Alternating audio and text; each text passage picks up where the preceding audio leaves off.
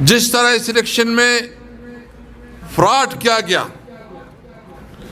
جس طرح اس الیکشن میں دھاندلی کی گئی، اور جس طرح اس الیکشن میں تحریک انصاف کے خلاف ظلم برتا گیا، یہ پاکستان کی تاریخ میں اس کا کوئی مثال نہیں ملتا۔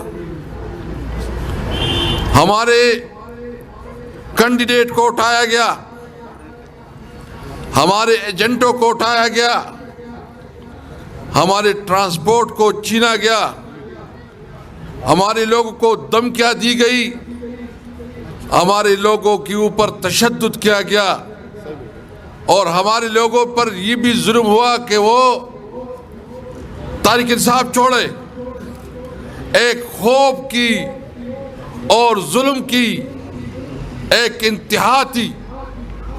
لیکن میں سلام پیش کرتا ہوں ان نوجوانوں کو، پاکستانی عوام کو، کہ جس طرح جرت سے، بہادری سے، ہمت اور استقامت سے انہوں نے حالات کا مقابلہ کیا، تو آج ان کا سارا جو ظلم اور جبر، جو اس کی دھاندلی، وہ آج ثابت ہو گئی کہ عوام نے اس کو مسترد کیا ہے۔ میں اس لیے آج یہ بات واضح کرنا چاہتا ہوں، اور میں حکمرانوں کو کہنا چاہتا ہوں کہ نگران حکومت کی ذمہ داری تھی کہ وہ فیئر اینڈ فری الیکشن منعقد کرواتے۔ یہ چیف الیکشن کمشنر کی ذمہ داری تھی کہ وہ equal opportunity level playing field دیتے، لیکن چیف الیکشن کمشنر ایک ذاتی ملازم بنا ہوا ہے۔ اس نے قانون کی دھجیاں بکھیر دی ہیں۔ پاکستان کی تاریخ کا سب سے بدنام ترین الیکشن کروایا ہے۔ ہمارا مطالبہ بالکل واضح ہے اور کلیئر ہے۔ ہمارا مطالبہ یہ ہے کہ عوام نے جس کو ووٹ دیا ہے، جس کو مینڈیٹ دیا ہے، ان کو حق ہے کہ وہ عوام کی نمائندگی کرے۔ میں مطالبہ کرتا ہوں چیف الیکشن کمشنر سے کہ وہ فوری طور پر انکوائری کرے۔ جہاں زبردستی سے فارم 45 میں ایک رزلٹ، فارم 47 میں دوسرا اور 49 میں تیسرا رزلٹ ہے، یہ آپ نے کس قسم کا انتظام کیا تھا؟ آر اوز نے جس طرح اس الیکشن میں اپنا کردار ادا کیا، اور خاص کر ان آر او نے جنہوں نے کسی دباؤ یا لالچ کی وجہ سے عوام کی منتخب لیڈرشپ کو فیل کیا ہے، میں ان سے پوچھتا ہوں کہ اللہ بھی آپ سے پوچھے گا، اور یہ عوام بھی پوچھے گی، اور قانون کی گرفت میں آؤ گے انشاءاللہ تعالی۔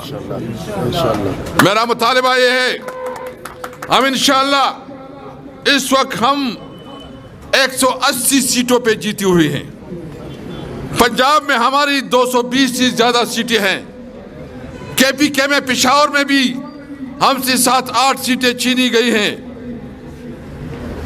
اگر اس کے باوجود یہ احتجاج ہو رہے ہیں، ہم صرف ایک مطالبہ کرتے ہیں کہ ہمیں اپنا حق دو۔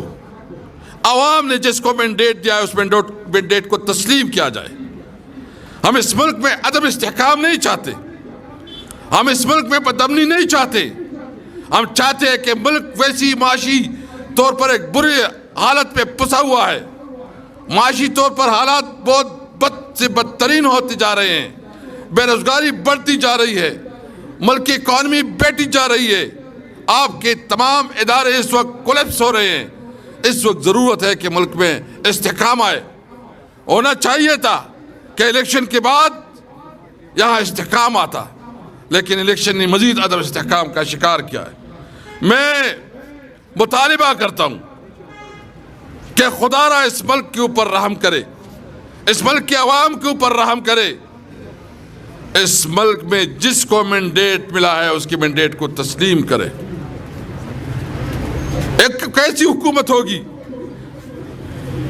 یہ جو جس طرح یہ کر رہے ہیں، گٹھ جوڑ کر رہے ہیں، حکومت بنا رہے ہیں، میں پوچھنا چاہتا ہوں کہ کون سے دنیا اس کو مانے گا؟ کیا اس کی حیثیت ہوگی؟ کیا اس کی کریڈیبلٹی ہوگی؟ کیا یہ اس مسائل کو حل کرنے میں اس کی کیپیسٹی اور کیپیبلٹی ہوگی؟ ایک ریگولیشن کی اب بھی وقت ہے. ہم عدم استحکام نہیں چاہتے، ہم سیاسی استحکام چاہتے ہیں کہ ملک میں استحکام آئے اور اس کی وجہ سے معاشی طور پر یہ ملک مستحکم ہو، ہمارے بچوں کو اچھی تعلیم ملے، روزگار ملے، یہاں کی صحت کی سہولات ہو اور یہاں ہمارے عوام کو امن ملے. اس کے لیے یہ پاکستان ہمارا ہے، ہم پاکستانی ہیں.